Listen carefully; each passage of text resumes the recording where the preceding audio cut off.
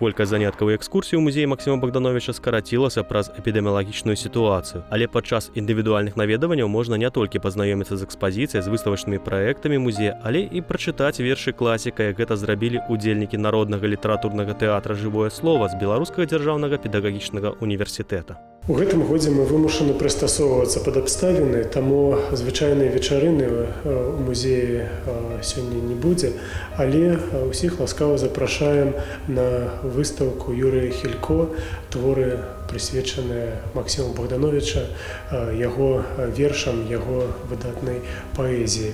Тым часам супрацоўнікі ўстановы працягваюць працаваць над укладаннем 3-го музейнага архіўнага сшытку, дзе будзе змешана ліставанне бліжэйшага атачэння Максіма Богдановича. Апошні раз падобны сшытак выходзіў у 1997 годзе. Рыхтуем некалькі зборнікаў матэрыялаў, якія базіруюцца на нашых фондах. Супрацоўнічаем з іншымі выдавецтвамі і рыхтуем да друку кнігі, прысвечаныя біяграфіі паэта, якія пабачаць свет напрыканцы гэтага і пачатку наступнага года. Гэта і, уласна, аўтографы Богдановича, падрыхтуем альбом яго рукапісаў. Гэта будуць кнігі, прысвечаныя біяграфічным звесткам. Пасля таго, як студэнты БДПУ прачыталі вершы Максіма Богдановича, пагутарылі з супрацоўнікамі музея, яны накіраваліся да помніка паэту ў Мінску, каб ускласці кветкі і павіншаваць з днём нараджэння класіка беларускай літаратуры.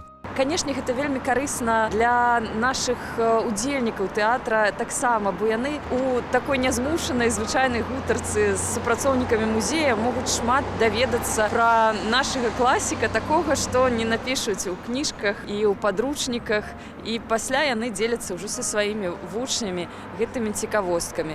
Музейшчыкі заклікаюць тых, хто не можа наведаць музей у дзень народзінаў Богдановича, звярнуцца да кнігі і яшчэ раз перачытаць яго неўміручыя радкі.